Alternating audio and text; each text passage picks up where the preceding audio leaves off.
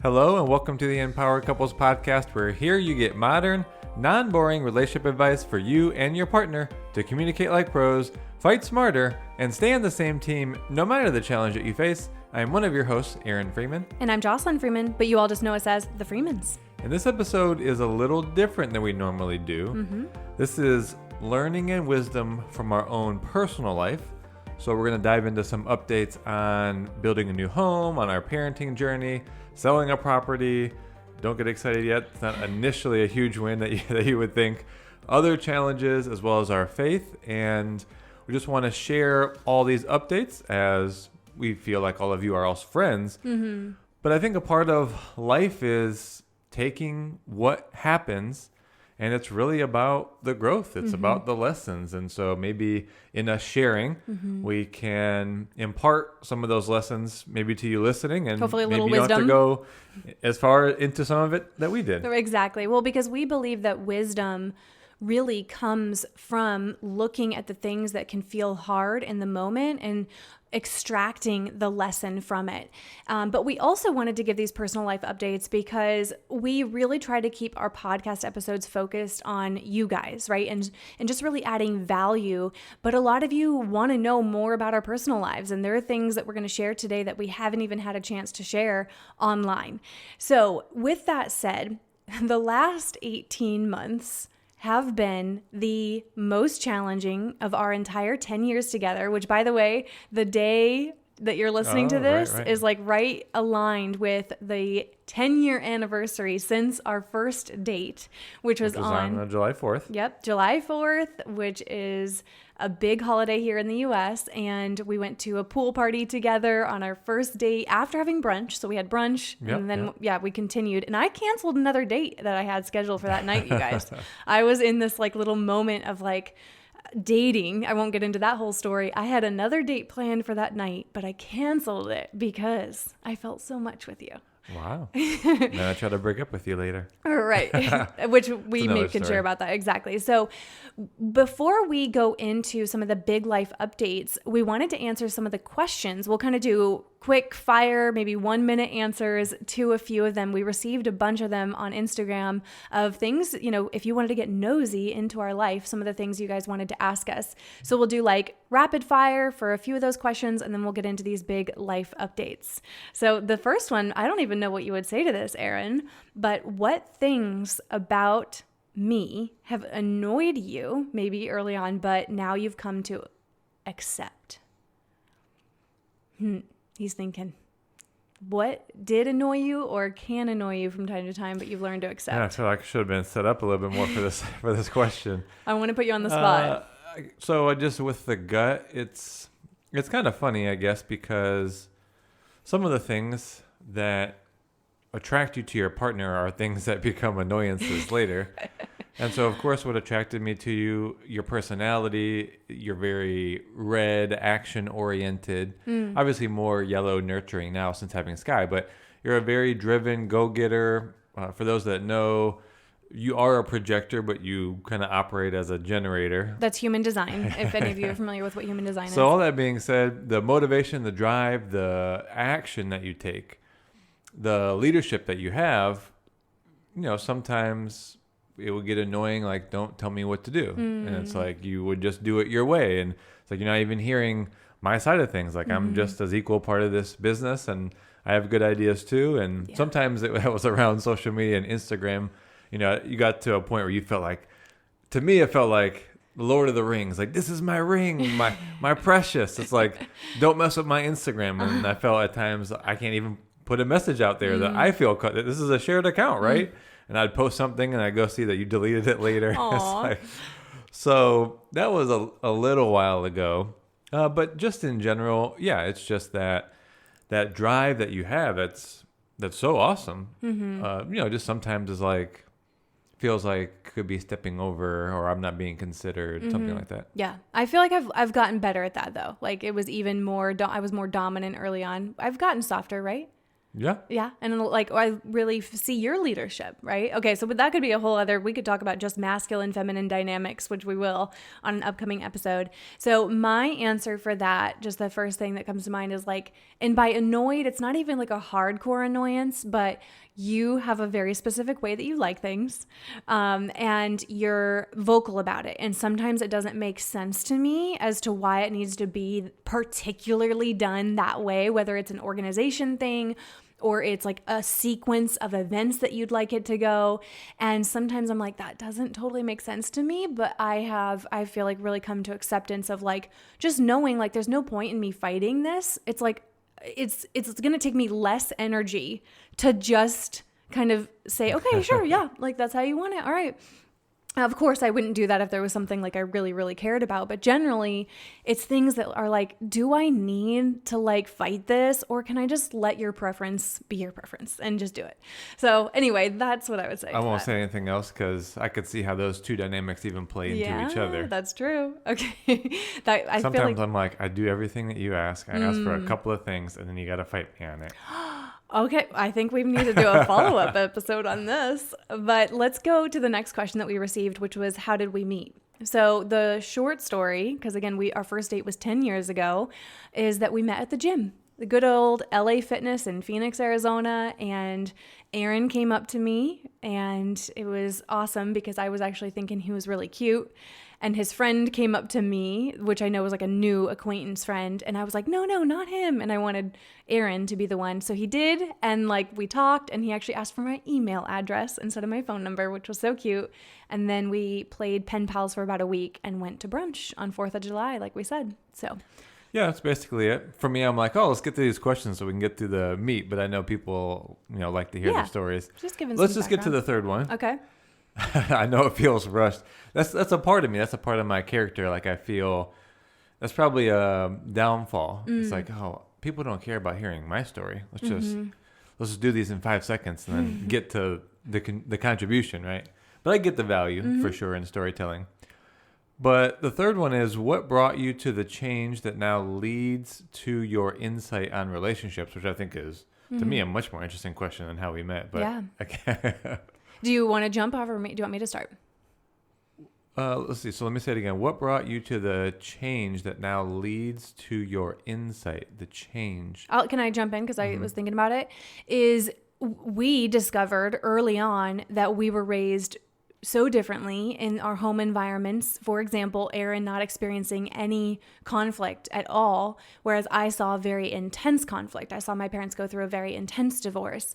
And so really discovering that, wow, we have totally different ways of expressing needs. We have different ways of handling differences, disagreements. What does repair look like? And so it was from that we then really discovered self-development, personal development programs. We were really eager to grow individually, and then really trying to discover and find ways to grow as a couple that wasn't just like counseling based, right? Like counseling is one direction to go. But we were like, what is something that's really tools and skills based and, self-growth and about becoming better. So that even was part of what led us to the work that we now teach, was like discovering it, trying to find it for ourselves, and really not feeling like there was a comprehensive place to find it.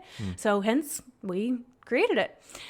Yeah, I would say ongoingly, it's just, I think reasons that anyone that's listening is listening to this podcast or following any of the content on Instagram is because it's so relatable. And why it's relatable is because we go through that. And then so we feel like our role in this world, and it's a way that we've framed our own challenges, is that this isn't likely just for us.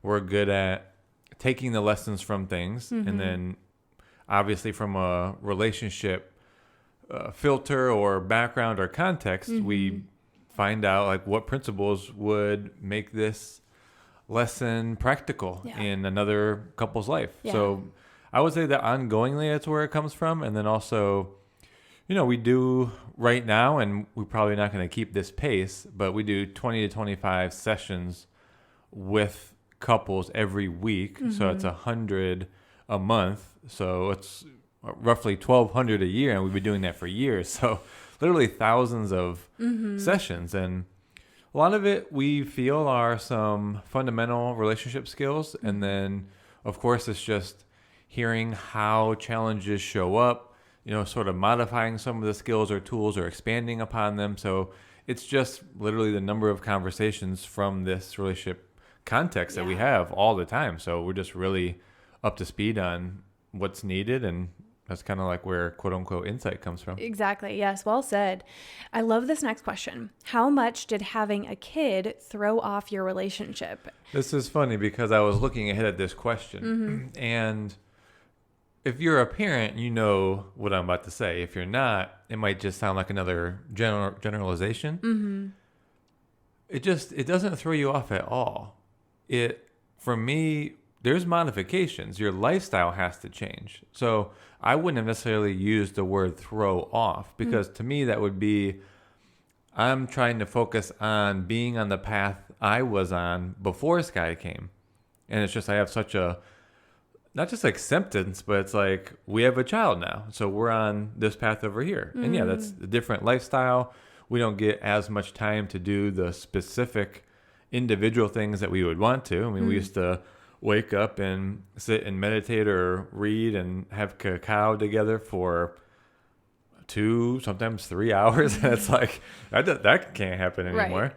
So yeah, to me, it's, there's like adjustments. There's like a change in lifestyle. But for me personally, it's more so like, well, I love it. And some of it's hard, but I just accept like, this is the path. And so, yeah, I know it might not be the way that this was framed, but like throw off isn't how I relate to it. Yeah, I would answer it a little differently. I was surprised actually when you said like it doesn't change at all, because It doesn't. No, I didn't say it doesn't change. I said it doesn't throw me off. Okay, that's different. Because I understand the path I'm on. If I felt this was throwing me off, to me, that's me trying to be on a different path. I'm not trying to be on a different path. Yeah. Basically. So I think in terms of the relationship, because having a child does add complexity and nuance for sure. to a relationship. And I think that it really makes the relationship foundation even more, like it illuminates whether it is rock solid or where there are holes in the foundation, where there are cracks.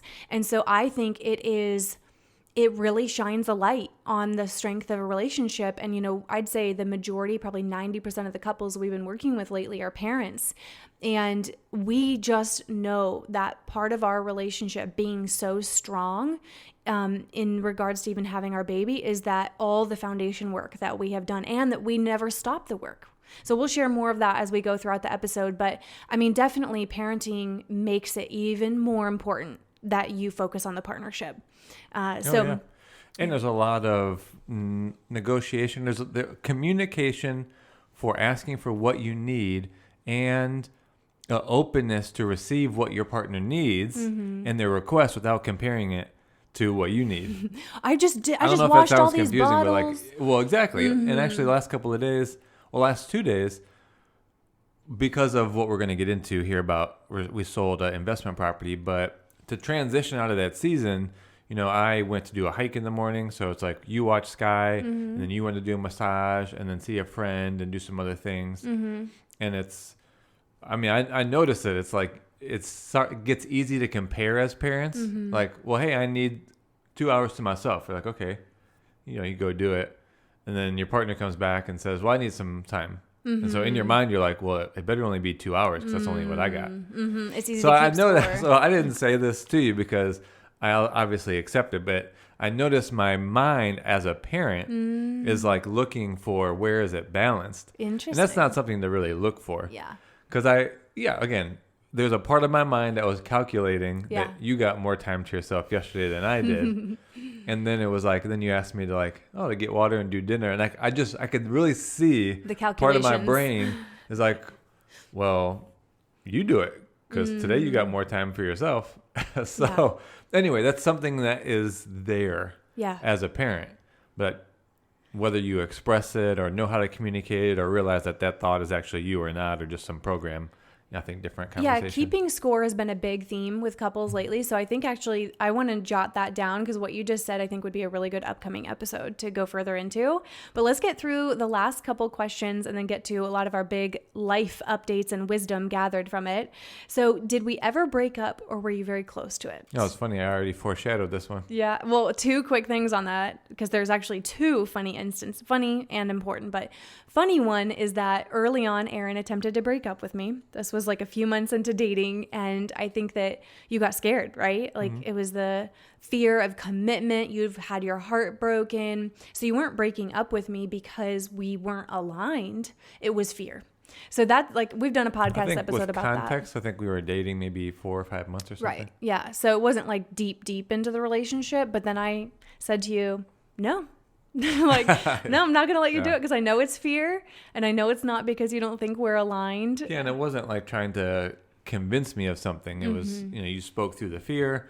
And then when you said that, I'm like, oh, okay, I'm back in. So it was from fear, feeling like going down this path would eventually lead me to getting broken up with because that was the track record I had. And so you just standing in that kind of confidence and like showing you wanted to be with me and support me was really what I needed to hear. So it really wasn't wavering per se. It wasn't like you had to like force me to be in a relationship. You said, well, that doesn't work for me. It's like, oh, okay. Yeah. Oh man, it's funny to think back. That feels like it was so long ago. So then the second, this is more of a serious moment of almost ending it. And we actually are going to post about this. We've got a storytelling post that we're going to put up because actually in 2020, I was actually looking at the date of this because we did a podcast episode on it. Well, it's episode 96. Oh, wow. I went that far and saw, back. Yeah. So we actually sat on the couch one day in 2020 and we ended the past version of our marriage. And you'll see more in the post as well as you could go back and listen to that episode as to what led up to it. But the short of it, it wasn't that we were in crisis. It wasn't that it was terrible. It was we sat down and we're like, there are some patterns that just have to stop. Like it is sucking out the fulfillment and the joy. And it was a powerful conversation. And again, go read the post because it's going to talk about how we drew a line in the sand and what new commitments we created because it changed the trajectory of our partnership and like confirmed and locked in this upgraded way we wanted to show up for each other. So, and this was even years into doing this work for couples that we were like, okay, you know what? This old version of the marriage, this one's coming into an end and we're going to now create a new one. So again, go listen to that episode if you want to listen to the entire story about that because it was powerful. And then last one, we're actually going to answer in our updates, which was, are you Christian or tell us about your faith? So just a seed, we'll just share about that. Answer it now. Yes. And I grew up in a Christian K through 12. I went from, preschool, kindergarten, all the way through 12th grade at a Christian school that was combined with a church. And I think like any path, there's you being told, kind of like how you should be as a child, as a kid, or what you should believe, and you just grow up doing that. And then there's getting out into the world and like you can see how life shows up against that and how you can actually embody or implement your faith, and it's going to be tested and it's going to be strengthened. And sometimes it might feel like it doesn't fit or why isn't this working out? So yeah, it's such a huge path overall for growth in life. And the short answer is yes, of course. And in the update, we'll share more about kind of how that's even been developing more the last couple of years. And then again, even leading up to more recent. Yeah, absolutely. So loved all the questions. There were many more, but that would be an entire hour long to answer them all. So let's get into some of the updates. And some of these are going to be wins. And some of them are like wins after really hard moments. And we'll share some of the background as to what led up to it. So the first one is that we are building a home. Yay. Brand new from scratch. We actually have our first design meetings in a couple weeks after our trip to Ohio to see the Freeman family. And it's because we found a community here in Gilbert, Arizona, which I thought I would never live. I'm born and raised like Central Phoenix in the highlight of like all the cool spots. And I was always like, Gilbert seems seems so far out of the way. It's, it's There's more nothing happening out there. right. It's way different being parents. Yeah, it's more farmland. It's just more like family based, but we have fallen in love with it. Two of our best friends are kind of the ones that recruited us out here. We were over at their neighborhood this morning actually, and we saw chickens, we saw a rabbit, there are horses. Like we just love goats. We just absolutely love more of that. Yeah, just community, the nature. So we're building a brand new home. It's a beautiful gated community, and it should be ready maybe around March 2024. So stay up to date. We'll share more on the stories. But again, this didn't come from just win at all. And so because I guess even to share more of the like specifics, if you will, it is awesome. And it's kind of like a weird situation. We're choosing to build because the community has like playgrounds for Sky and a pool, and like literally the real estate and the home single family residence, the prices in Arizona have been ridiculous. So it's pretty much like we can build a brand new home and customize it exactly the way we want it for the same price of a resale home that's 8 to 10 years old that we would still have to modify the kitchen for. So it would be, whatever the upgrade cost is. So it's, it's really a kind of odd place in real estate right now, obviously, depending on where you live in the markets, and you obviously following where the economy is at and all that stuff. It's gotten so high in Arizona that it's kind of weird. It's like cheaper to build new than to buy, again, a resale and make the few updates that you need. And I wanted to say, like, from making decisions as a couple, because again, we want to weave in some life wisdom in here. This wasn't a quote unquote easy decision to make in some ways, because it's not quote unquote a good time, right? Interest rates being high, but we continuously evaluate what we value. And yes, there's the economy, and we're not like financial gurus by any means, but there's the general economy, and then there's creating your own economy. So we have been really working hard we've been doing this for 8 years, you guys, but you want to give cred to the quote? Which quote? Oh, that's Chris Harder. Yeah, Chris Harder talks about creating your own economy. Thank you. I didn't even think of that.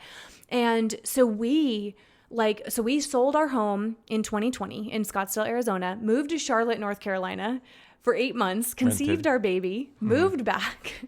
And so when we moved again, and then moved to Gilbert and rented again. Yes. Renting. So yeah, we were really wanting to get back to obviously owning assets, which, not to interrupt you, but I'm kind of like trying to add the whole picture here because that's going to lead into the property, right? We got into this place where we're like, oh yeah, we need to acquire some more assets.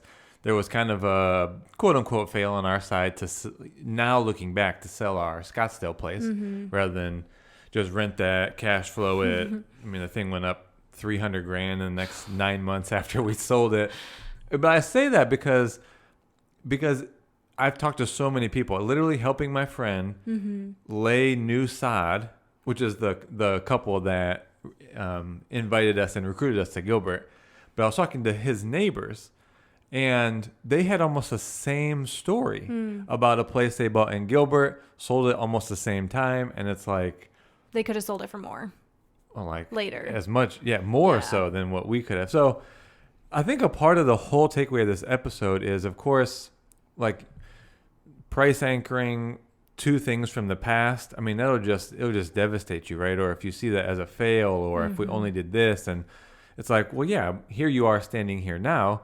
But he was reminding me, it wasn't clear during COVID and stuff that people were going to be so much in their homes and it was going to take off, like home prices. There was a real scenario in which people thought this was going to devastate economies across the globe, like a pandemic, right?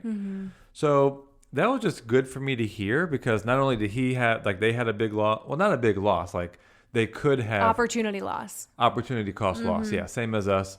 Just don't price anchor back to things from the past. And, where you are now, you couldn't have seen coming. Again, you have to think about being in that time frame. Honestly, people thought that sort of a recession, a global decrease of economy in the world was going to happen at that time. Right. I mean, some people were thinking that. There wasn't like a whole group of people that were waving the flag of like real estate prices are going to boom, right? So yeah, I don't want to have anyone, if you have something like that, I want you to hear from us that we went through that. I've talked to many people that have gone through that. So that's not something to like hang on to and, be sad or devastated about. Yeah. And this kind of leads into the next big update because they were connected, which is that we have just sold. It actually was 2 days ago that the paperwork was signed. Our investment property, a duplex, which we did a longer episode last year talking about this because it was really hard on us. We had invested in with someone that we knew. It was supposed to be a quick investment and a quick turnaround. And it was just bad timing. I mean, I don't want to get into the whole, like what the other person did wrong. But it just was like integrity not kept, promises not kept, and it had an impact on us. So much so that Aaron was on site taking care of the investment property to get it flipped, like finished, being done, renovated. 70 hours a week you were there?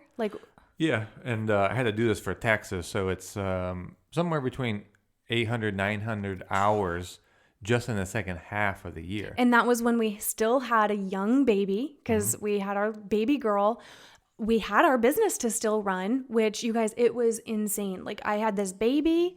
We were still trying to like maintain the business that we had. And then you were there gone like 70 plus hours a week at this property. And we had to invest twice what we had planned. And so it was making us very fearful.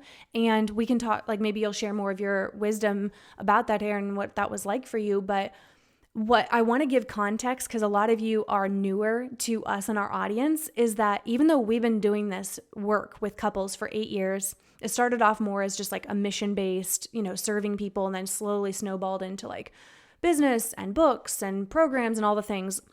But to give you perspective, last year, so in 2022, this time last year, our audience was 1/10 of what it is now, the size. And we were at a point when this thing was happening with the investment property, just to be like real with you guys, where we were like, do we keep going in this business? We were having some like doubts, and there's, many reasons why that is. It's all more mindset than anything. If I could say, because I've heard you say it that way, and I guess I don't remember it exactly that way. And I'm being specific because we never questioned the purpose of being in the marriage space or being coaches for this. It was more so out of necessity. Yeah. It's not caring will we, about it's, it. No. I have to manage and construction manage and property manage this property, and we put all of our savings, literally everything, into that to keep it from going into the ground essentially. And it was just more so like we can't wait around like for coaching clients and making content. It's like we put everything into it. I might have to go get a job tomorrow.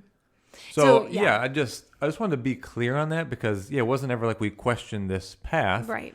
And we always knew we'd probably come back to it. But we didn't ever leave it. But in that moment, it was like necessity. Like we have to get cash coming in now because we had to put everything into that. And so I wanted to be clear. No, that's a good clarification. And really, like this is where there's so many God things and where like our faith has just been even more strengthened because literally from that point in that moment of like fear and doubt, like our business, thank God, has like blown up, you guys. And we are still like so humbled and grateful about it because we'd been serving and serving and serving for years before. And to now not only feel like so many people are resonating with the message and connected to us, but then us being able to serve, but also see our business and our revenue grow. So we truly just every morning, haven't I been waking up and saying we are so blessed? Because it is just a night and day difference in our business. And we truly do not take it for granted. Every time one of you purchases one of our guides or the couples challenge, that is because we want to serve, we want to support, we want to help, and we want to make things affordable as well. So anyway, we just thank you all for like being here. And if you've purchased anything, like it is going to our home. Like it is allowing us to build this home that we love. And so connecting the dots with this investment property with building a home, the last year has been, we went from what the heck are we going to do? Oh no, to sold the property. Business has expanded beyond like our wildest dreams, and we feel so grateful, and we are building this dream home. So like, I'm just so grateful right now. Yeah. The takeaway for me is how odd the timing of all that happened. The level of challenge with the level of like when Instagram really started to really expand and grow for us was like almost the week that we needed it to. So that'll really link to like our development of our faith. But it's so interesting how something so beneficial could happen, not just like right after a challenge, but almost at the same time, to where I really started to look at maybe that's the only place that like achievement or success or growth actually comes from, is like you have to have a challenge. You don't just like have things go good and then you necessarily explode into like everything is at another level. It's like, I think there has to be a challenge. And so, yeah, to your point, I wouldn't say we were at all like ego driven or not humble.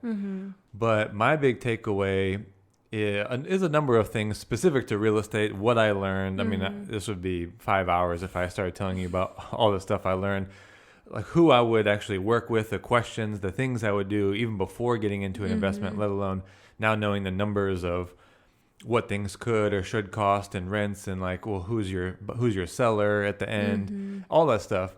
That is to say, we have a fire that we didn't have before. Now, the fire came out of necessity in the beginning. And fear and like being kind of the hardship. And then in those moments, we were called to try to act not from fear. Yeah. And I think you can still be in like an attitude or state of uncertainty and partially fear, and you can still choose to make decisions. I don't know if it's like on the right path, or you could say what God is leading you to. You might not know how it's going to turn out, right? It's really not like you can see. It's like you're driving in the dark, a lot of it, right? I think this was from John Maxwell. If you're driving in the dark in your car, your headlights only show you like 15 feet or maybe 20 feet ahead of you. So if there's a turn coming up that's 100 yards in front of you, I mean, you don't see it. Yeah. I mean, you have to drive down the road with your lights on until you get there. And you might not know what's going to be between you and where that turn is, right? Yeah. So the whole point is, I mean, look, you can be in fear. You can have uncertainty. And it doesn't mean that you start making choices out of fear. You can be with what you're feeling. And yeah, we'll get into then, I think, trust after this. But there's something now for us in the level of like relatability of going through challenge, like the experience. My friend said I have war wounds, like I'm a Vietnam vet. But there's a certain humbleness that has come from the amount of challenge we've gone through. Yeah. And who knows, like there's no way, I just really don't see myself getting to a place of ever being like overly egotistical or about myself. Yeah. I think there's a level of groundedness and now humility that we'll always have. That's really deepened, that no matter what happens in the future, that's like a pretty major benefit we've gotten from all this. It's so true, that humility. And we connect with couples every single day, and we are so grateful that people open up to us, not only about the challenges they're facing in their relationship, whether it be, communication challenges, conflict, but the real hardships that couples face out there, whether it's finding out a child is autistic or losing a family member or losing their property or fearing around finances. And I wanted to say that because I really love what you said about humility. And we just feel like we have this deep connection to couples of like, we get it. Like we really do, because it wasn't just the property stuff. Like we're not trying to give you this really long update of the last 18 months, but I was really struggling to recover and heal from some things from birth. And so healing was an added challenge that I was really like upset about, and I was uncomfortable. And so it was an intense year, but I wanted to say too that we have throughout this, because we're going to give you more updates. We've got updates on our faith. We've got some updates on me seeing a therapist, our parenting journey. But I think I just want to take a moment to say that even through the hardships of the last 18 months, we have been united throughout it all. Have we had our hard moments? Yes. We have had arguments. We have been annoyed. We have been frustrated. We have both been in fear at the same time. Like, we still were human. We still had hard moments and hard days. But, and you wrote something about this, Aaron, that inspired me so much, was like, we have been united and been a team through it all. And I just feel like it's worth mentioning now that a big reason, no matter how much we had going on, was that we would always check in. We would always touch base on how we were doing emotionally, each other's needs. We were checking in to make sure we always repaired. If we did have a tense interaction, making sure we repaired from that and recovered and we didn't drag that into the next week. We would still focus on our love account, which is something you guys have heard us talking about, making deposits, minimizing withdrawals. And so we always checked in every week. And we have even like a quarterly check-in and a yearly check-in as well. But this isn't a whole episode on the power of the check-in, but I just want to mention that no matter how busy you are, no matter how much you have going on, you need to huddle. You need to check in on each other. And so with that said, this is just a very light invitation. We actually created a brand new resource about this, and it's called our Family Meeting Guide and Templates. We call it a family meeting. You could call it a huddle, relationship check-in, but we created a guide that you can download, print, or just use it on your device and get the exact check-in that has kept us strong no matter what. So it's a brand new resource. You guys are hearing about it here first, and you can get that at thecouplesexperience.com/family. The link will also be on the show notes, or you could see that linked on our website. But I'm so excited about this brand new resource because the check-in has been everything for us, hasn't it, Aaron? Yeah, it has. I mean, the more challenge you face, the shorter term the check-in you have to do. And we've been coming across couples that we're coaching now that are in very challenging spots to the point where we're saying, all right, you're on a daily, every evening you're in a check-in. And that's just what you check in on is specific. So it's not just randomly checking on whatever. That's in the guide. But yeah, when you're in a challenge, you might have to check in daily. So let's close this one out. And I think it makes sense to move to the faith update from this. But the last thing I do want to say about the investment property being sold, when you hear people say that, it doesn't mean that they made money, by the way. And so to be transparent, this was a mid 5-figure loss for us. And so we decided to do that now based on some other factors, core values and other things that we were seeing. And so, yeah, I just want to be clear about that. It wasn't like, yay, we sold it and we profited 6 figures. Yeah, we set out that it looked like, even at the beginning, so 1 month ago from now, we trusted God and we said, we're going to try to sell this place. A tenant had left, and that was a big thing. But then that opened us up to like a new type of loan program, VA and FHA, for the owner to live in it too, and then get the rental side. So all that seemed to be a benefit. We put it up to only break even, and that path opened up. I guess it does make sense why we're leading to faith, and we just started trusting, like, oh, this is opening up, and then you would think like, oh, that's such a great win. No, we got to the 1 yard line, and things really took a dive. Yeah, the loan people all the way up to 2 weeks ago. We thought, oh, we're going to break even. Thanks God for working this out. And literally within the last 2 weeks, so many things happened. Even my agent said, I've never even seen this stuff happen. So like when we're saying it was challenging all along the way. Yeah. We set out to sell this. Oh, break even. That's great.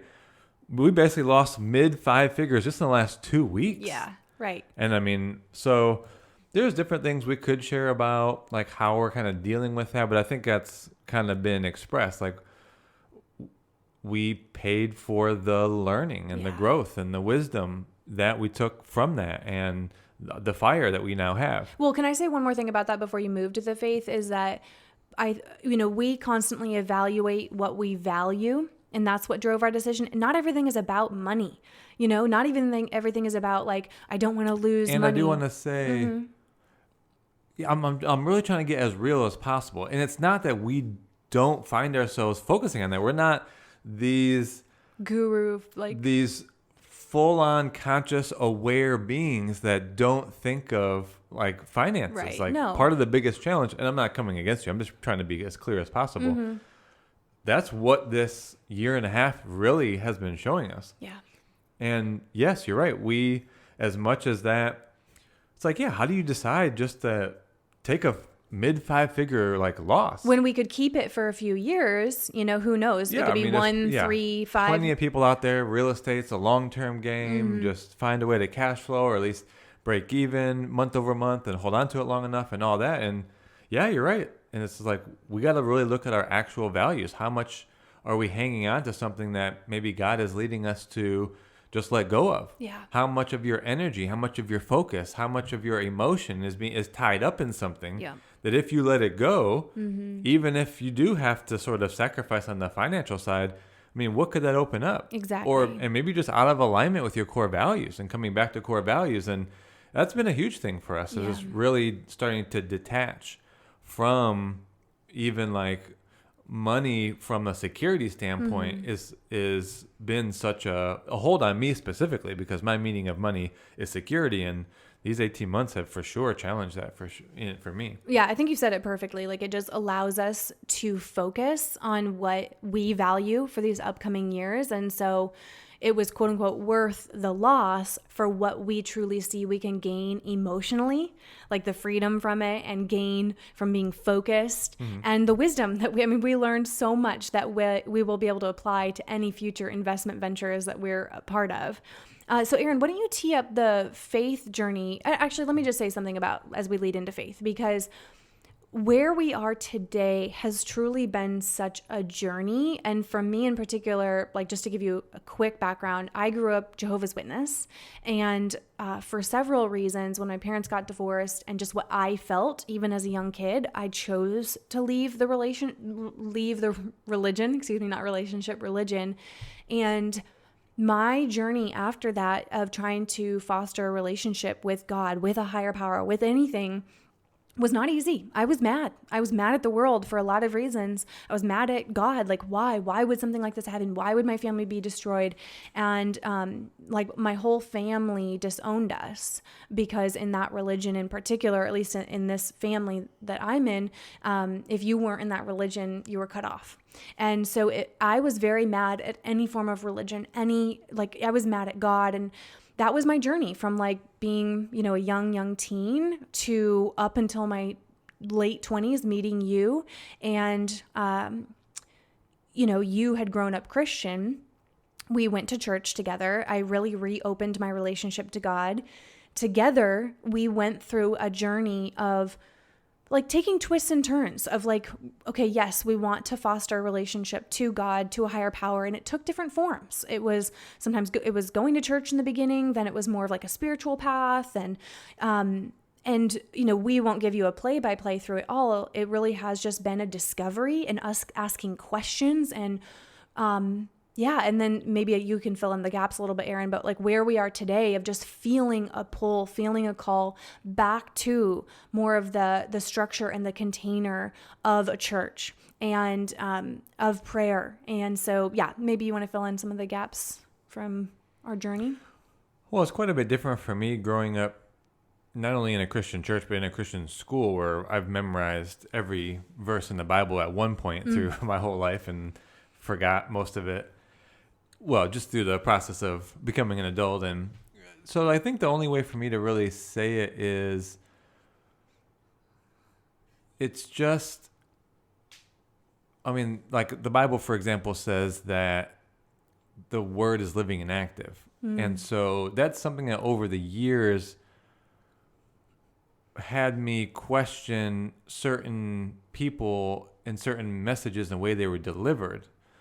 That if it wasn't really, let's say, thought through or wasn't made practical or wasn't made real, that, you could stand in the front of a church and you can read some Bible verses. And if that's like being said the same way it's always been said for like 10, 20, 30, 40, 50, 60 years, and it's not like coming from the living spirit of life, like God giving you a message. And that's why people say they can read the Bible and they can read a verse and it speaks to them differently. Like the word, the logos, the rhema, for those that know, that has to be an as lived experience. Like for me, I couldn't listen to Conceptual, words. yeah. Yeah, exactly. Like if this is a concept and you can tell me like Bible stories, but if that's not like coming from your lived experience and that the Spirit is speaking through you with the trust that it's landing in the lives of the people hearing that for how they need to hear it, then that wasn't the Christianity that I wanted to be a part of. Like I couldn't get on board with that. Yeah. So that's probably the biggest thing that's brought us back to this. And I think there's a level of challenge that happens in your life and you have an opportunity to, the second part of this would be, there's a level of personal relationship and like no one can describe what that relationship really is for you. Like you and God, that's a certain relationship. Yeah. No one can outline it. No one can give you a specific verse. They can point you to some verses, I feel. And it's you reading it and then absorbing it and then seeing how you can practice it and question your own heart and your own mind and your own motives. And like then let that drive some new action and see how your expression of love shows up in the impact and the experience that you're having with yourself and other people. Like that's what I'm talking about. Like that's what we're being called back into. And the level of challenge that we faced, it's like, yeah, is prayer a real thing? Like, can I pray for something that I feel I need specifically in this moment? Like a property to sell at a certain amount or a lender to just approve an appraisal value. Or for me to heal. Or for your body to heal from birth. And it's just, like the realm of like manifesting. Like, does that meet with prayer and what God has said that we can play a role in our life turning out the way that we want it, right? So it's quite the balance. The shorter answer to me is yes, and there's a number of things you have to do. It doesn't happen. Number one, you can't doubt. Like your level of faith has to be super high, like no doubt. And also in the long term, you have to get God doesn't care as much about the things in your life as he does about the development of the person that you are and who you can be. And so that's something we've really been rectifying because lastly, there was like 5 or 6 things we prayed for specifically. And I was every single day reading more about prayer and can prayer happen exactly how you pray for it? And things were like 4 or 5, 6 things. And we got to the end and it didn't. Right. And then it didn't work out how we planned. So that left us like, what the heck? Like what's going on? Yeah. So that just really leads us to the last thing about faith is, it's got to be about the development of who you are and who you, as Jordan Peterson would say, right? The person you could be. Yeah. And that's really the path of God, the path of spirituality, I think. So we give this personal update about our faith. And one thing I just feel like is important to say, because we have listeners, we have an audience online from all over the world, all different faiths, to some people not having any faith at all. And to us, having our content be skills-based, tool-based, apply to anyone is really important to us. And in particular for me, especially because my journey to faith and then away from it, to it, away from it, away, I don't want to ever like tell someone what their faith and their journey should be like. So I just feel like saying like, we will sprinkle in our, personal journeys sometimes here and there and what we believe, but our content is skills-based. It is tool-based. And we want anyone around the world to be able to utilize it. Communication, conflict. So we just share our personal update and, hope that you don't take it as any kind of telling you, what your journey should really be like. Because I really believe it is an intimate, personal journey that I couldn't be pushed into, right? So, to say it even how I would say it, for example, relationship and marriage skills should be inclusive, not exclusive. True. And so what I was describing before about certain experiences of Christianity for myself and my journey, it became very exclusive, which I do find a lot of religions are also very exclusive as well. with the guise of, oh, we're very inclusive, we're very accepting, we're going to really love you. And then if you don't really match to the specific guidelines that they see fit as being interpreted by a lot of individual human beings, then you're not accepted. And it's like, well, that's just more exclusion. Yeah. And how can love and how can God be anything but inclusive? Yeah. So if you're doing anything under the name of God and it excludes people, I think you should be questioning that, because how could that be true? So true. So anyway, sorry. Gears, yeah. So the point being, we really dedicate marriage skills to be inclusive to anyone that's married. Yeah, exactly. And that's really our purpose. So switching gears a little bit to two other places I want to take this, a little bit on our parenting journey with our going into toddlerhood daughter, and then we'll wrap up with just some personal things we've been exploring. I know some of you were curious about me starting therapy, EMDR therapy. So just a moment here on the parenting journey. Our girl Sky Noelle is 18 months. We are starting to get to the big feelings stage. That's the term we like to use instead of like tantrums. And Aaron, I'm curious to see what you would add. But from me, I am loving the opportunity to just be there for the different emotions and see that it quote unquote tests my nervous system. It tests my ability to regulate my emotions and not get frustrated or try to get her to stop or anything, and to just be there. I mean, so much of relationships, of marriage, but of course the parenting relationship is regulating nervous systems. You know, if we're triggered in an argument, it's my ability to regulate my nervous system. If you're upset about something, it's my ability to hold space and allow you to be in your process as opposed to me get consumed by what you're going through. So the opportunity with our baby girl to just be able to navigate, anger, frustration, not getting what she wants, and just be there has been a beautiful opportunity and a good test in some ways. So, and it's so much fun. Like, oh my gosh, she has such a great personality, and like she's starting to talk, and like her just interests and her attitude, her energy is so fun. What would you say about the most recent parenting journey? Well, it's about being present with her. Obviously, with all the things we've already shared, it's so easy for my mind to be thinking about other things when I'm with her. And so the biggest thing has been, can I put all the other things to the side? My mind trying to find solutions for things or predict bad things from happening or try to solve something bad that's already happened, i.e. the whole investment property process. Like, how can I really be present with her and to have the love be there, not be a time period where like I missed something, because this stage is like so special, I think.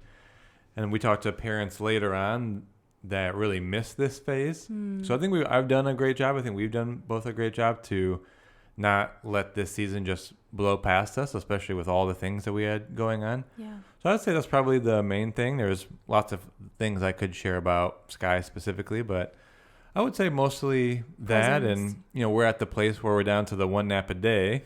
So the parents on here can resonate with that. So that kind of means you get a little bit less time to yourself. And I know we're only moving towards no nap. no nap. So we still do get, 2 hours in the middle of the day, which is actually right now.